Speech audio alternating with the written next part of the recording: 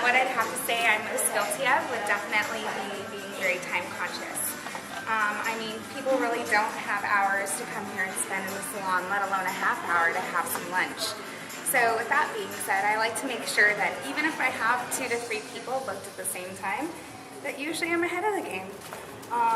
Try to just make sure that put in everything and give that great consultation so I can maximize the time that the client has. If they're with me for longer than a couple hours, I think there's something wrong with that.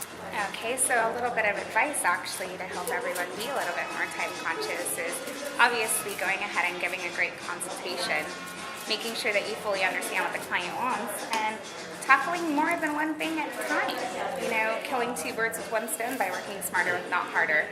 Example would be placing the background foundation and then going ahead and putting your accents in. Really being time conscious about the haircut as well.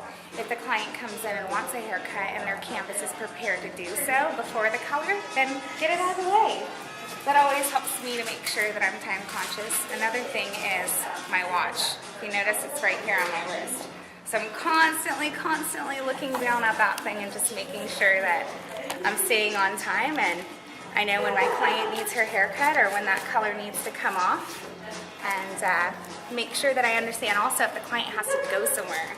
If the client has to be somewhere, then I'm getting them out the door. If they have a little bit of extra time, then maybe I'm upselling them on a different service. Maybe if they're here for just a background foundation, I might add in some accent highlights if they have that time. So always just maximizing the time that I have and fitting in a little bit more and upselling a little bit more every single time I can. So I guess I would definitely have to say what I'm most guilty of is just being time conscious.